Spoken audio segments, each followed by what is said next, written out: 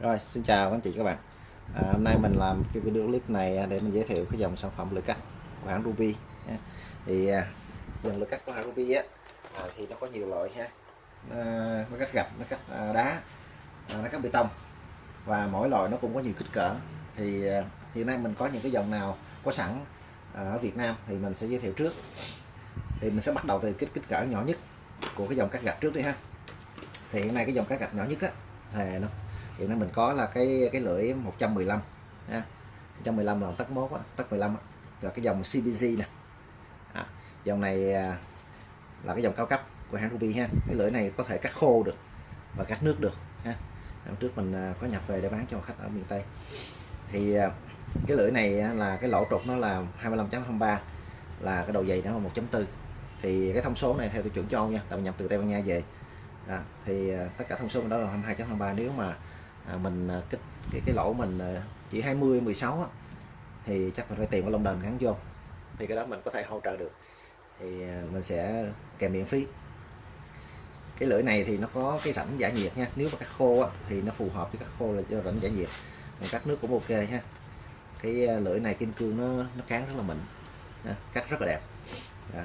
Thì cái dòng là dòng cao cấp, đâm ra giá cũng tương đối cao nha. Nếu anh em quan tâm thì sẽ để cái comment bên dưới để mình sẽ trả lời chi tiết. Rồi, thì đây là cái lưỡi 115 CPC. Rồi, cái lưỡi kế tiếp là cái dòng cắt gạch nữa, dòng là dòng cao cấp nha. Rồi, còn cái dòng thứ hai mà kích cỡ lớn hơn chút thì hiện nay là mình không có 125, mình không có 150 của Ruby, mà mình có 180 nha. 180 Ruby. Thì cái dòng này là CEV, CEV 180 nè. Thì cái lỗ trục cũng là 22.23. Đồng thời thì trong đây nó có cái lông đền ha, lông đền xuống 123. Ngoài ra kích cỡ của nó chuẩn trong đây là 25.4. Thì cái này Ruby nó bổ sung thêm coi như là hai kích cỡ. Và cái lưỡi này nó dày 1.7 ly. Cái dòng này là dòng Super Pro nha, Super Pro. Còn như dòng Pro là đây, Pro ha. Pro là nó tiêu chuẩn nó là 3 sao, còn Super Pro là tiêu chuẩn 5 sao nha. Super Pro tiêu chuẩn 5 sao. Thì cái sự khác nhau giữa hai cái lưỡi này thì nó kim cương. Kim cương này nó mà cán mịn, còn này nhám hơn, mình sợ tay nhám hơn, nó cán nhiều hơn. Thì cái lưỡi cắt này nó cắt mình cắt được cái vô liền thì nó đẹp liền luôn ha. Mới vô cắt là đẹp luôn rồi, nhưng mà khối lượng cắt không có nhiều ha. Còn cái lưỡi này thì lúc đầu vô cắt thì nó hơi răng cái đường cắt, nhưng mà sau đó thì nó cắt đẹp lại và khối lượng cắt nhiều hơn. Bởi vậy cái dòng Super Pro này là nó định dạng là cắt những gạch cứng là chủ yếu, còn này cắt những gạch mềm nha. Đó, khác nhau vậy thôi. Thì ở đây là lưỡi 180 ha, 180. Rồi mình sang cái dòng lưỡi nhỏ này, cái dòng lưỡi lớn hơn mà để cắt gạch thì mình có là dòng lưỡi CEV 200. CEV 200 này thì mình cũng có vừa Pro Super Pro ha, nó cũng tương tự như lưỡi 180 hồi nãy nha. Thì đây là cái lỗ này chuẩn là 25.4 luôn. Lưỡi này cũng dày 1.7. Này chuyên cắt nước nha. Mình sorry nha, cái dòng CEV là chuyên cắt nước. Đây có cái giọt nước nè, không có cắt khô, không có khô, chỉ cắt nước thôi. Thì cái lưỡi này nó cũng cán mịn thì cái đường cắt mình nó vô đẹp luôn, vô rất là đẹp nha. Khối lượng cắt thì có thể nó không có nhiều, tùy theo độ cứng của gạch thôi. Gạch nào mềm thì cắt được nhiều, gạch nào cứng quá thì khối lượng nó giảm lại. Thì nếu như mà mình muốn cắt được nhiều hơn, mình xài cái dòng Super Pro. Super Pro thì nó sẽ cao cấp hơn này một bậc, đó là 5 sao. Thì cái dòng này định dạng là Universal Ceramic ha. Dòng này có nghĩa là dùng chung ha, dùng chung, nó không có chuyên một cái gạch nào hết, nó dùng chung hết, vừa gạch lót, gạch ốp, rồi gạch porcelain nè, dùng chung. Thì giá này tương đối mềm so với mấy cái dòng khác. Thì mình có kích cỡ thứ ba của cái dòng CEV là CEV 250 Super Pro, và đồng thời mình cũng có Pro nữa, nhưng mà mình không có mang ra, mình để review. Mình có Pro luôn. Thì cái dòng này là cái lỗ vẫn là 25.4, nhưng mà cái độ dày nó sẽ dày tới 2.2 lần. Thì nếu như mà mình dùng cái lưỡi này clip thì rất ok nha, tại độ dày nó khá dày. Thấy không? Còn cắt thẳng thì cái độ nát mực của nó thì nó sẽ nát mực nhiều hơn mấy cái dòng lưỡi mỏng. Dòng này thì Super Pro thì nó cũng nói là cán nhám ha, kim cương nhiều hơn, cắt được khối lượng nhiều hơn thằng rộng hơn. Đó thì đó là mình giới thiệu về cái dòng CEV với cái lưỡi nhỏ xong. Rồi một cái dòng lưỡi nữa cao cấp hơn CEV một bậc, đó là cái lưỡi CBC. Mình sẽ lấy lưỡi CBC. CBC thì hiện nay mình có hai kích cỡ. CBC hiện nay mình có hai kích cỡ nha. Thì kích cỡ thứ nhất là mình có 200 2 tấc. Thì những cái lưỡi 2 tấc thì phù hợp với máy Ruby là máy ND 200, DU 200, DV 200. Thì cái lưỡi nào 200 là gắn vô ha, vô những cái máy 200 đó. Thì cái lưỡi này bên hãng định danh là chuyên cắt gạch porcelain. Porcelain đây là mình gạch đá như đá móc kiến đó, là gạch nó không có thẩm thấu được. Thì bên châu Âu nó gọi là porcelain. Thì dòng này cao cấp hơn cái dòng CEV một bậc. Thì cái dòng này mình nhập về thì theo hãng nó ghi là Pro thôi, nó không có Super Pro nha, nó vẫn là Pro thôi. Nhưng mà nó cắt rất là ok, bởi vì cái kim cương nó mịn mà nó so với thằng CEV thì nó cảm giác như là nó cán nhiều hơn, vì vậy khối lượng cắt nhiều hơn, cắt được những gạch cứng. Thì cái dòng này cũng là lỗ 25.4 về 1.7. Tất cả dòng mà lưỡi mà 200 gần như là nó về chỉ 1.7 thôi. Vì vậy nếu mà dùng cái lưỡi này để clip thì mình không có đi tốc độ nhanh được, thứ nhất. Thứ hai nữa là mình phải nương theo máy, rồi những cái gạch mình clip nó không quá cứng.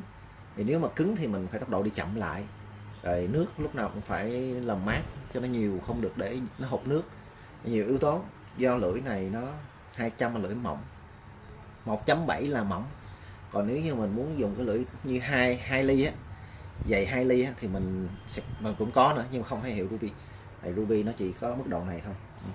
Rồi đây là lưỡi 200. Thì cái lưỡi tiếp theo mình cũng cùng cái dòng với CBC là cái lưỡi 250.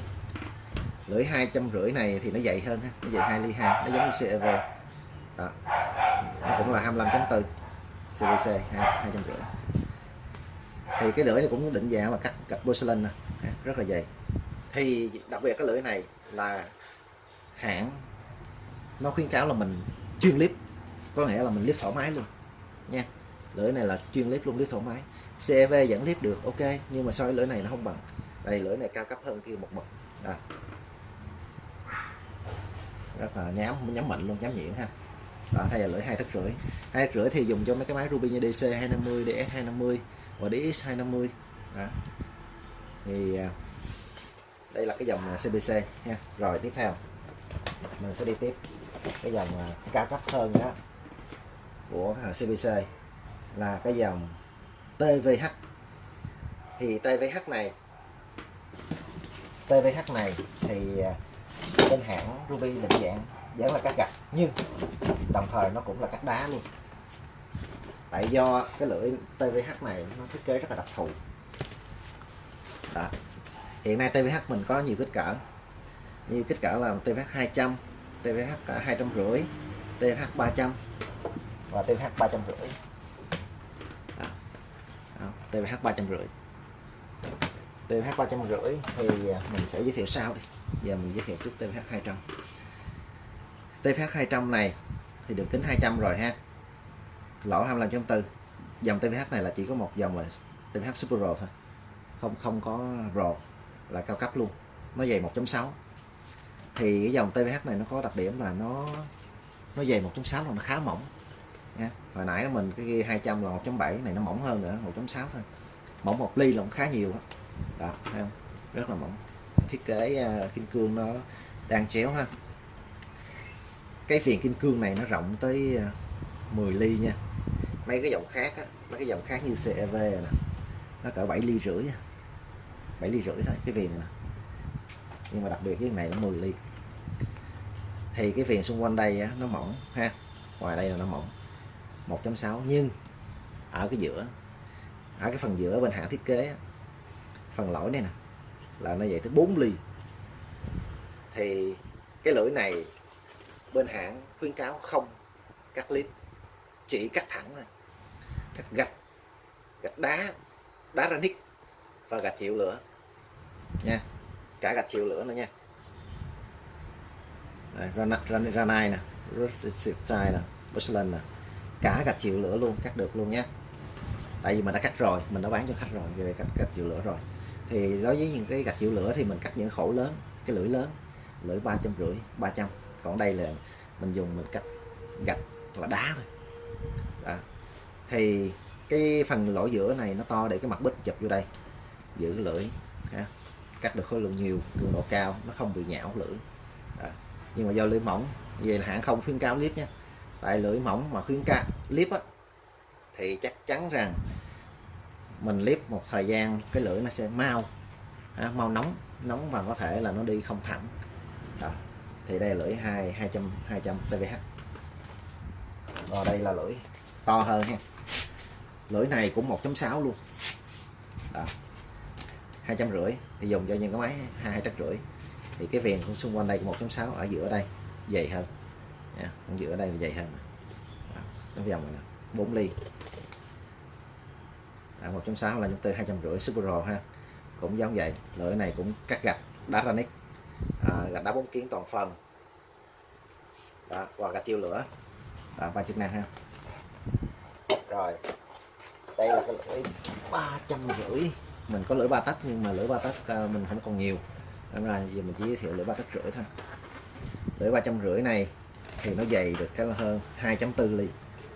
Lưỡi 350 mà dày 2.4 á thì thực ra nó cũng không phải là dày, nó không phải là dày đâu.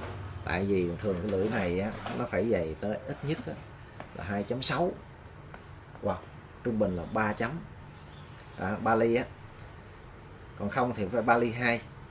Thì tại vì lưỡi 3 tấc rưỡi làm việc với cường độ rất là cao, liên tục nhiều, thì phải dày, độ dày nó phải dày thì nó mới chịu nổi nha. Còn đây á, thì mục đích sử dụng của lưỡi mình á, nó cũng rõ ràng, đá granite, gạch chịu lửa và gạch thường mình.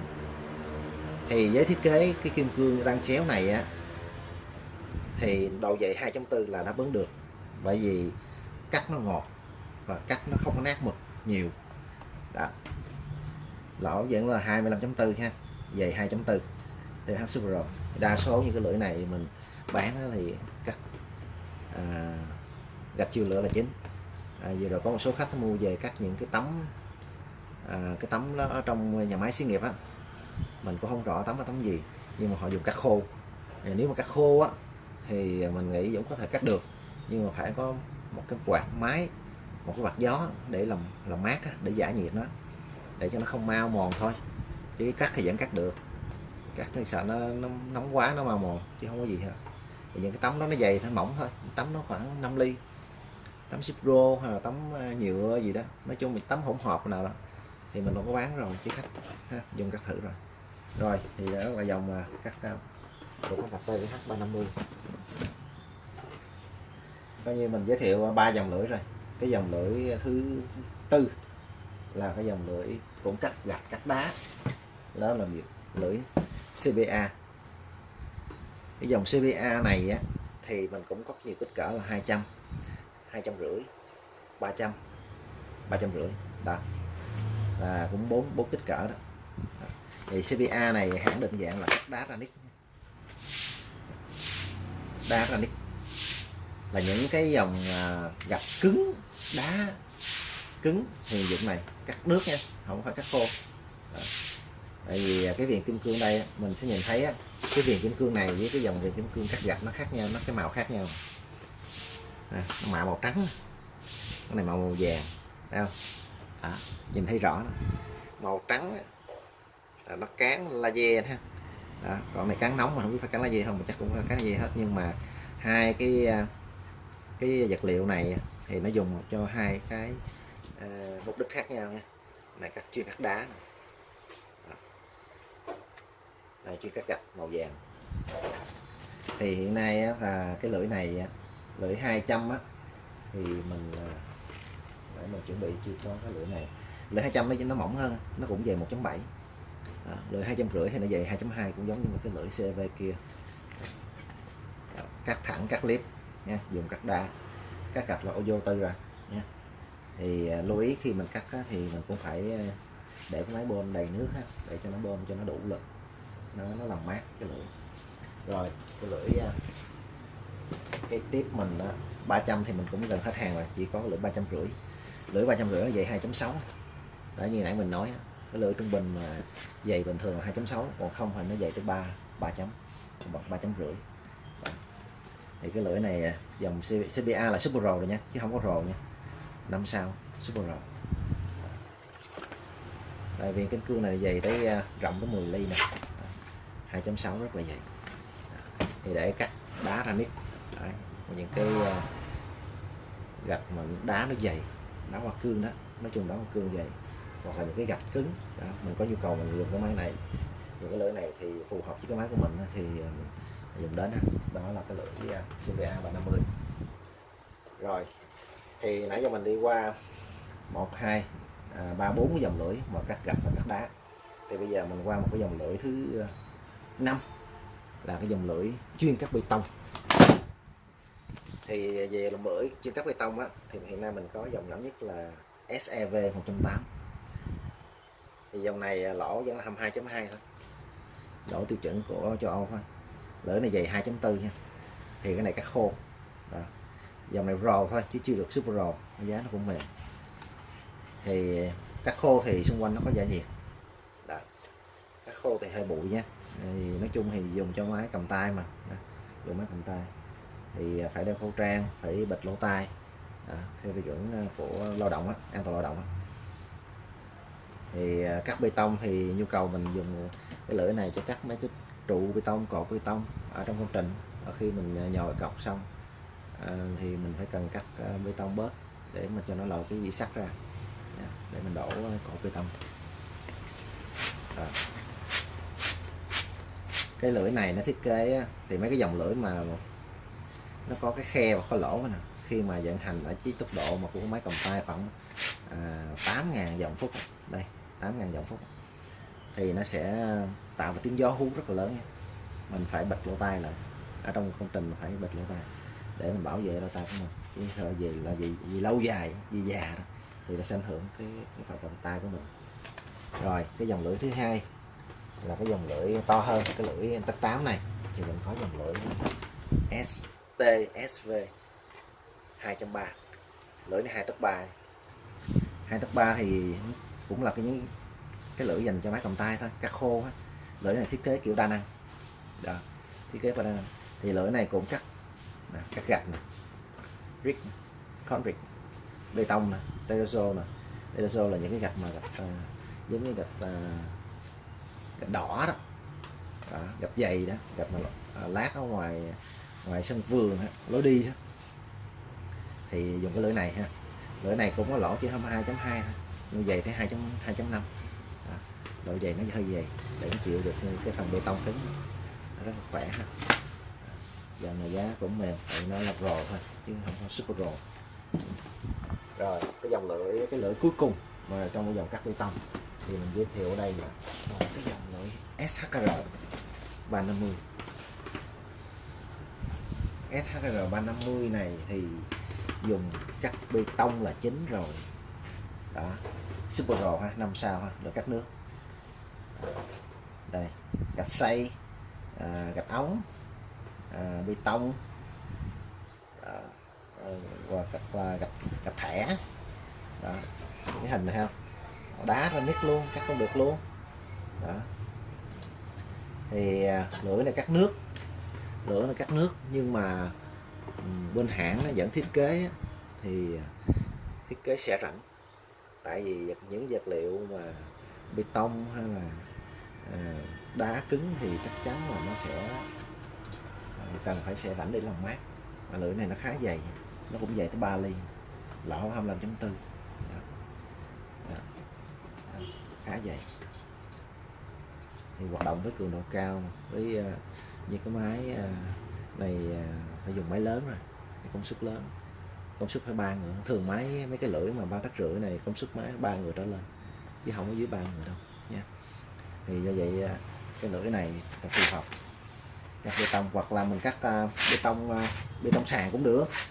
Nhưng mà bê tông sàn thường thì cái lưỡi đó nó chuyên hơn là nó phải có cái lỗ nó lỗ dữ. Tại bê tông sàn thì cũng khá dày. Cái máy đó thiết kế là nó có một cái trục lỗ nó chọt vô cái lỗ phụ đây ha, để nó giữ cái lưỡi nó không bị chạy, tại công suất máy nó không phải trên 5 ngựa, hoặc bình quân là 9 ngựa là máy bê tông sàn. Hoặc là cái đó thì phải dùng cái lưỡi hơi đặc biệt hơn chút. Đối với cái lưỡi này thì để dùng những cái máy của Ruby như DR350 đó, hoặc là DX350, những cái máy cầu. Chứ không, nói chung là dùng lưỡi này không phù hợp với bê tông đường, bê tông vật nhựa đường. Đó, chỉ phù hợp những cái gạch bê tông mà để xây thôi, để xây công trình thôi. Đó. Thì tóm lại thì nãy mình giới thiệu 5 cái dòng lưỡi của Ruby gần như là đầy đủ, khá đầy đủ trong cái bộ lưỡi hiện nay mình có. Thì tất cả hàng mình giới thiệu đều có hàng, rồi những cái mình chưa giới thiệu á, kích cỡ nhỏ hơn á, hoặc là lớn hơn á, như là 300 hoặc là dòng 200, 250 khác á, mà chưa có ở đây thì có nghĩa là có hàng ít hoặc là nó chưa có về. Thì nếu mà anh em cần cái lưỡi nào thì để lại cái lời nhắn ha, để mình sẽ trả lời sẽ từng cái nhu cầu đó của anh em. Rồi cái video này mình xin kết thúc ở đây. Rồi, xin chào các anh em và hẹn gặp lại.